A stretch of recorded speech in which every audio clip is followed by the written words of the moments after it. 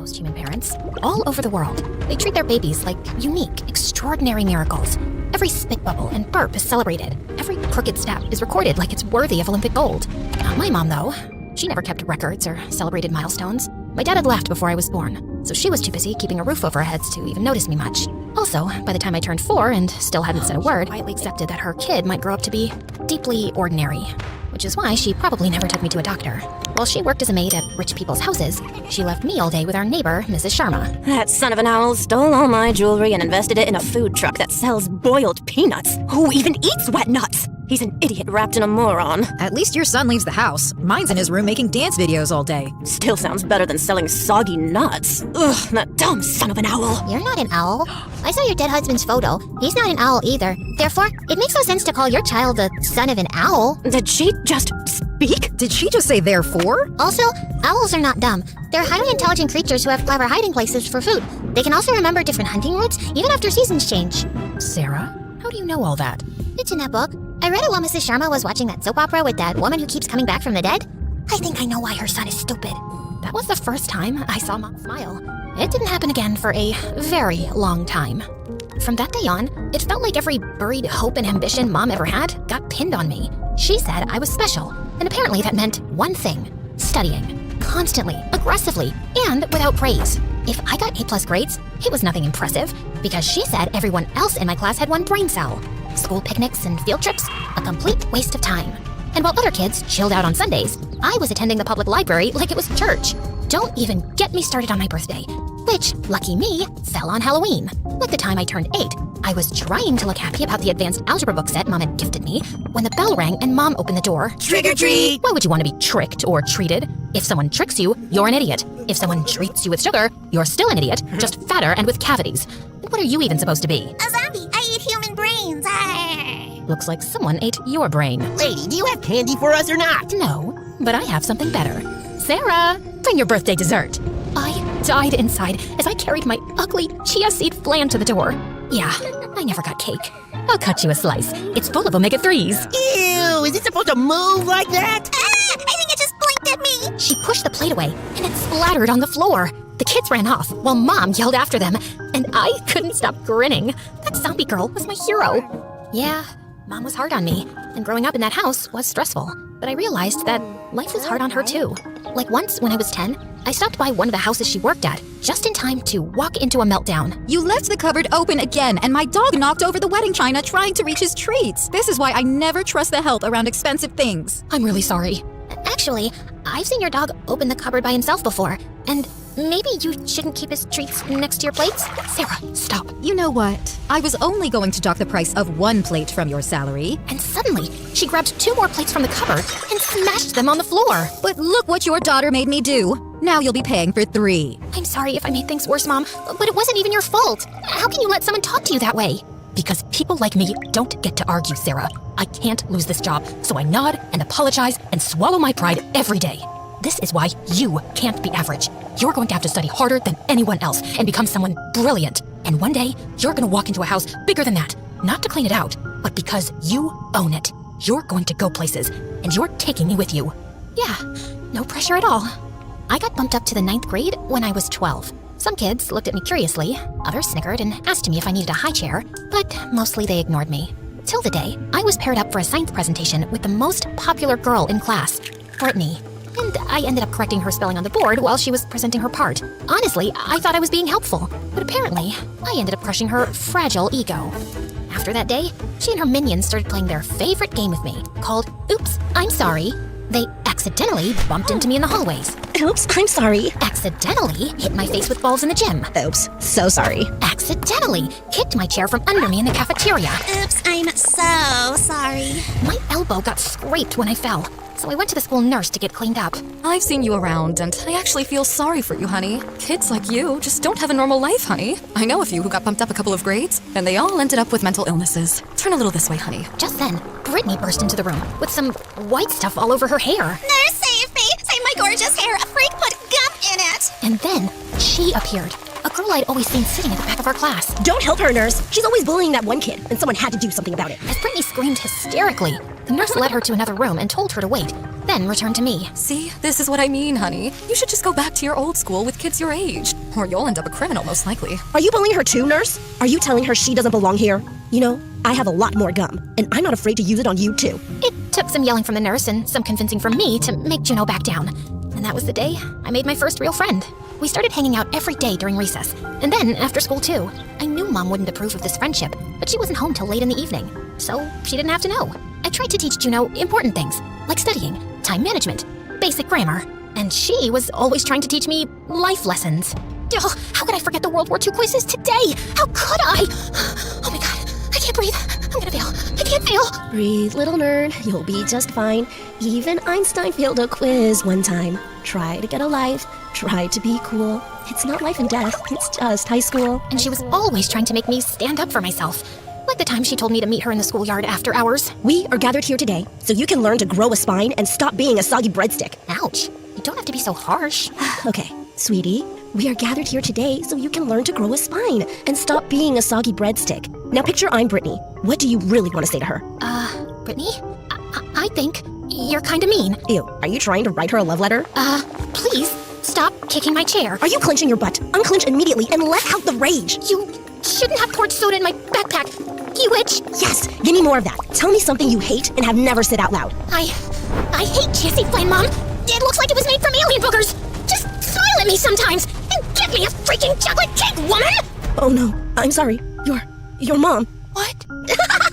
Oh my god, your face. I hate you! I didn't know how fast everything would change, but for a little while, I just got to be a kid with a best friend, and it was glorious. One evening when I got home, I was surprised to find Mom there earlier than usual. Your mock SAT scores came today. Quite pathetic. For a genius. I didn't have much time to prep, but I'll study harder for the next try. Oh, I'm sure you will. Now that your little adventures with that girl are over, you think I don't know where you go after school? Clearly, she's distracting you. She's not a bad influence, Mom. She's the only reason I don't feel like I'm suffocating all the time. Oh, poor you. Suffocating in a house you live in for free, with everything handed to you.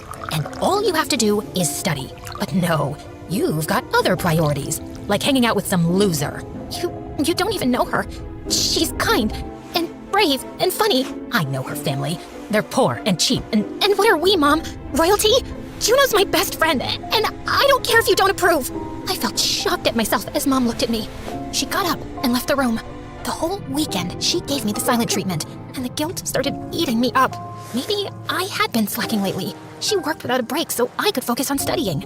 I couldn't screw up. Hey, baby genius. Why have you been ignoring my texts all weekend? We have to try this new ice cream place after school. I can't. My SAT mock scores weren't good, so I need to catch up with prep. You're 12. You've got like 500 years before the SATs matter. And seriously, none of this exam stuff is that important. Yes, it is. It's important to me, because I don't want to be a nobody stuck here for the rest of my life. You mean, like me? Well, you do treat everything like it's a joke. Not all of us can do that. Some of us have real goals, and people counting on us. Right. And some of us are just clowns with a new future and zero expectations. Got it. Good luck catching up then. She avoided me for days after that, and I told myself I needed less distractions right now. And then one day, she didn't show up. Class, I have some difficult news. Juno was in an accident yesterday. She's in the hospital and is still unconscious. I'll share visiting details after the lesson. If she's brain dead, how would we tell the difference? I felt like I couldn't breathe. I ran out of the classroom, out of the school, tears blurring my vision. Juno had to be okay. She just had to be. So I could tell her I was so sorry. I stayed by her side for days. I couldn't focus on school or mock exams. I couldn't even really care about what Mom thought. She wasn't stopping me from visiting Juno at the hospital, but she didn't sit by me either. A few days later, I was getting a candy bar from the hospital vending machine when I spotted Mrs. Sharma and Mom talking down the hallway. How's Juno doing now? Still the same. And Sarah hasn't gone to school in 2 weeks. It's not like Juno is missing much either way, but my child is. And who knows how long that girl will be a vegetable anyway. Just then, Juno's mother appeared around the corner, looking furious. If this is how you talk about my daughter, I don't want you here. And take your precious child with you. Our family's going through a lot already. We don't need you to make it worse. No, wait, I'm so sorry. But her mom just walked into Juno's room, slamming the door shut in my face. Mom reached for my arm, but I jerked it away and ran off in tears. And that was the last time I saw Juno. I found out a few days later that her family moved her to a facility in another town for better treatment, but no one told me where exactly or how to get in touch. Something broke between me and Mom after that. Not that she was ever great at emotions, but when I needed her the most, she offered me no comfort or apology. She gave me nothing, and because of her, I treated the one person who cared like she didn't matter, and I never even got to say goodbye. After that, I turned exactly into what Mom wanted, an overachieving, emotionless machine. I studied through birthdays, holidays, and mental breakdowns. I skipped meals, skipped grades, and skipped childhood entirely. By 15, I had a high school diploma and a full-ride scholarship to a great university in the city. So, Mom and I packed our bags and left. Then in my second semester, I pitched the idea of a fashion app for a class project. So, you upload photos of your clothes, and Stash Tag scans, tags, and sorts everything. Then it builds outfit combinations, finds discounts on matching items, and even connects you to a resale platform for stuff you don't use anymore. Basically, it's your closet, but smarter. My professor loved it and said he knew people who'd be very interested. Before I knew it, I was pitching the idea to real investors. And then, Stash Tag blew up overnight. TikTok lost its mind. Fashion bloggers and stylists were calling it revolutionary. And just like that, I became a millionaire before I was legally allowed to drive. We had everything Mom ever dreamed of. A house bigger than any she'd cleaned. Respect. Security. She even started her own business called Bright Minds Academy, a prep center for SATs and college applications built on the slogan, I raised a genius. Let me help you raise one too. I was happy for her, really. I'd worked hard so she could live this life one day. But I'd also worked hard to get away from her. So, at 19, I'd quietly applied to a master's program in literature some months ago, just because I wanted to do something for me. The university was across the country, and my flight was tomorrow. I was going to tell her tonight, over dinner. And then, I got the phone call from Mom's secretary. Miss Sarah, your mom slipped down some stairs. You need to come to the hospital immediately. The next few weeks went by in a haze of test results and doctor consults. Mom had suffered a spinal injury and head trauma, and she still hadn't woken up. And then one night, I was jolted from my sleep with a smack on my face. Ow! What the heck? Oh my god, Mom? You're awake! Get away from me. Who are you? Where am I? What? Mom, it's me, Sarah. It's okay. You had an accident. I don't know you. I don't want to be here. She yanked the blanket off herself, but she couldn't get off the bed. Why can't I move my legs? Mom, please, calm down. What did you do to me? What's wrong with me? Just then, some medical staff rushed in and calmed Mom down by giving her sedatives. And the next morning, the head doctor gave me his diagnosis. Your mother's spinal trauma caused temporary paralysis from the waist down, which will be fixed with physiotherapy and she will walk soon. But mentally, it seems like she reverted to when she was 8 years old, and we don't know if it's permanent. So, are you saying she doesn't remember me? She only remembers some of her childhood. So yes, she has no awareness of who she became as an adult, or who you are. I know this is a lot to process, but we will help you both adjust. First, she ruled my life as my mother. Now, she'd forgotten that entirely, and was about to rule it as an 8-year-old. She got to be a child again, and somehow, I still wasn't allowed to be. After a few days of making her understand the situation, the doctor said I could take Mom home. I knew she was confused and scared, and she'd act out, but I had no idea what I was in for. I hired qualified nurses and maids for her, and she kept chasing them all away. She pushed me in the bathtub! She locked me in the supply closet and wouldn't even let me out to pee! She headbutted me when I tried to wake her up for lunch. I decided to take some Zoom meetings from home to keep an eye on her. And I had a new surprise waiting for me every day. Like the whoopee cushion she placed on my chair, which made a big fart noise the second I sat down. And the next day, I jumped up in pain when I sat on a toy porcupine. And the day after that, I didn't find anything on my chair, but as soon as I sat down, my feet landed straight into a tray of green slime. I was so sick of her stupid tricks, especially when I found out she was funding them with my Amazon account. And anytime I tried to talk to her, it was just so difficult to get through. So, the doctor said I shouldn't call you Mom anymore since it makes you so uncomfortable. Yeah, also because I'm not your mom. Right. So I'll just call you Mary then. Nope. Only my friends call me that. You can call me Your Majesty. Yeah, that's not happening. Suit yourself. Mary, can you please put that away and eat your food? You need to take your meds after this. Mary? Mary? Mary? Your Majesty? Yes, servant. Please finish your food. Okay, servant. Don't you think that sounds a lot better than Sarah? There was a girl in my class named Sarah, and I hated her. Then why did you name me Sarah? I don't remember naming you. But if I did, maybe it's because I hated you too. Her childish, spiteful words got under my skin, and I just wanted to scream. A few days later, I took her grocery shopping with me. And after she kept chucking vegetables out of my cart and throwing in candy, I told her caretaker to wait with her at the front of the store. Gosh, I just needed a few minutes of peace. Hey, excuse me, just wanted to say something. Sorry, I don't want to fill a survey or sample any products. That's not what I was gonna... Also, I'm running late for something, so... Okay, cool story. Just wanted to know if the note stuck to your butt was a deliberate fashion choice. Wait, what? I turned around and pulled a paper off my skirt. Kick me, I'm stupid and boring. Ugh, my mom did this.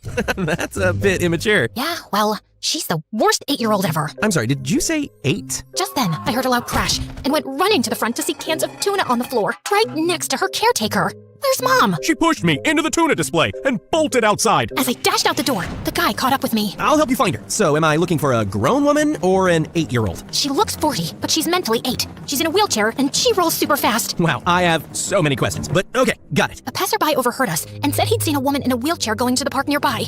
As we ran down the jogging path, I suddenly spotted her. Oh my god, she's heading for the balloon vendor. Mom crashed straight into the balloon stand. The vendor tripped, balloons flew away, and kids screamed. As we shouted apologies and finally caught up with Mom, I grabbed the handles of the wheelchair, and then she flung herself onto the ground. Please help me. My daughter is so mean. She says I deserve to be in a wheelchair because I'm ugly. Oh, now I'm your daughter? Cut it out. And she doesn't even let me watch MSA, but you definitely should. Like and subscribe now. She's just jealous of the amazing main characters because they're all prettier than her and smarter and better. Will you stop talking? That's how she screams at me all the time. I know one day she will get rid of me so her shady boyfriend with weird tattoos can move into my room. Someone call the police. Help! It took me 10 minutes and a giant ice cream cone to finally make Mom shut up. I called my driver to bring the car around, and as Mom's caretaker helped her in, Adam loaded her wheelchair in the trunk and turned to me. So, do you have a shady boyfriend with weird tattoos? Ugh, of course I don't. Great. In that case, would you like to go out with me sometime? Seriously? You want to ask me out after all this? It's the most alive I've felt on a Tuesday afternoon in years. Look, it seems like you have a lot on your plate, but if you ever feel like venting over coffee, let me know. He handed me his business card before he left, and I found myself smiling all the way home. Later that evening, I couldn't find his card in my pockets. Then I remembered I'd put it in one of the grocery bags, so I went looking for it. I was sure I put that guy's card here. I saw it in the trash a while ago. The chocolate cake I bought today? Why is it in here? I threw it out. I can't stand the sight of chocolate cake. Oh, and I just remembered.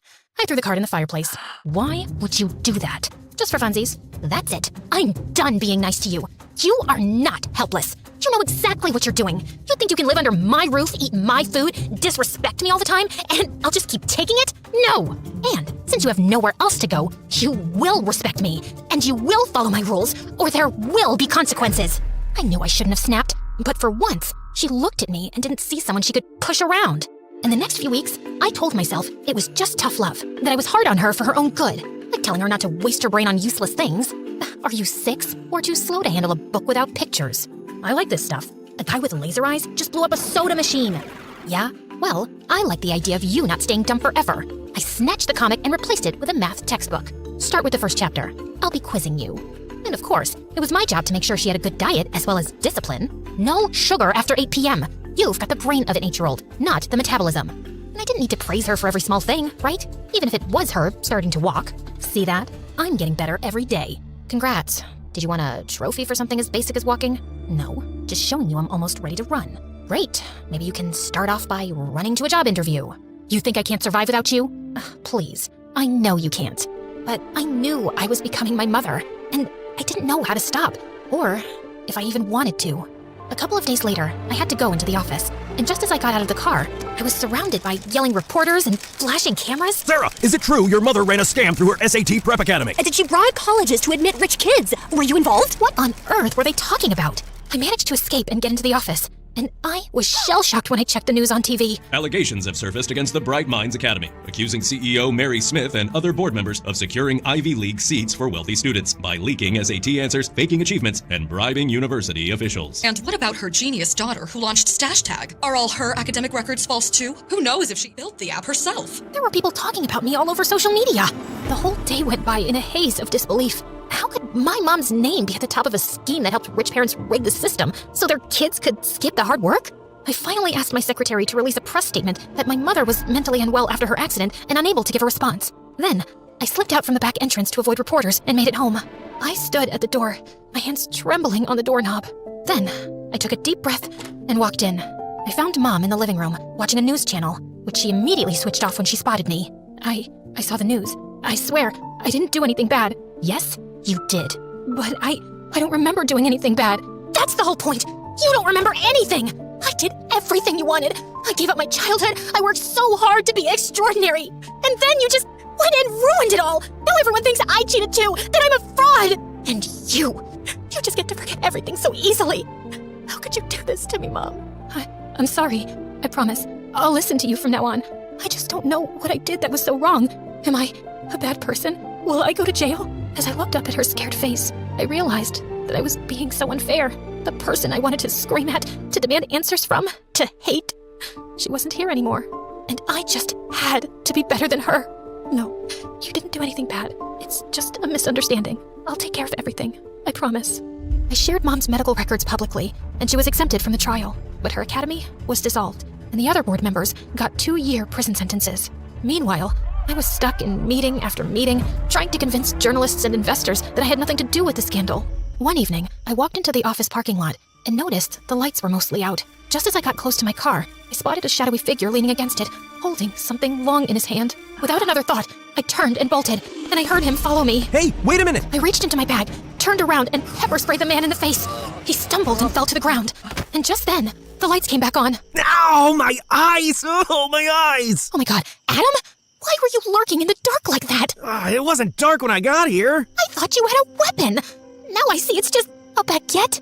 Did you get it for me? No, I bought it for my breakfast. Can you focus on maybe helping me? I pulled out my water bottle so he could wash his eyes. You never called, and I should have taken the hint, but no, I had to come and get maced in the face. My mom threw the card away, so I couldn't call you. I saw the news, and I reached out to your office many times, but your secretary never got back. I'm a PR specialist, and I wanted to offer my services if you need them, or just my support if you need that. I'm sure things have been pretty rough. Thank you. Let's talk over dinner. I hired Adam, and he started helping me clean up my image. On his suggestion, we got my university professor to do a public interview, backing my claim that Stash Tag was my original idea for a class project. Slowly, the frenzy died, and people moved on to juicier gossip. Adam and I got close in the process, and with him around, things didn't feel like they were always about to fall apart. Mom had been good lately. She was treating me well and helping the house, and one evening, she even surprised me with a small tea party, for which she'd ordered cakes online, a chocolate one for me, and vanilla for herself. So, what's your deal with chocolate cake? Why do you hate it? After my parents' accident, I had to live with my aunt, and I hated it there, so I acted out a lot. Auntie always said chocolate cake was only for special kids with good manners, which was never me. Every birthday, my cousins got this big chocolate cake with candles and frosting, and I never did. So, I started saying I hated chocolate cake. Like, if I couldn't have it, I'd pretend I didn't want it. And then, I guess I started hating it for real.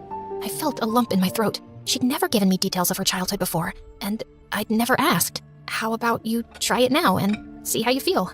Mom stared at it uncertainly, then took a small bite. She seemed surprised by her own reaction, and blinked hard, like she was trying not to cry.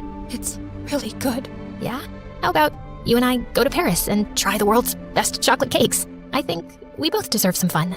Maybe my mom didn't know how to love better, because no one had ever loved her right. Maybe the wrong thing she'd done came from always being in survival mode, and never feeling safe enough. And choosing to forgive her, and being different from her, maybe that was the smartest thing I would ever do.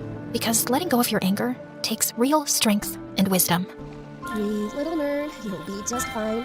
Even Einstein failed a quiz one time. Try to get a life, try to be cool. It's not life and death, it's just high school.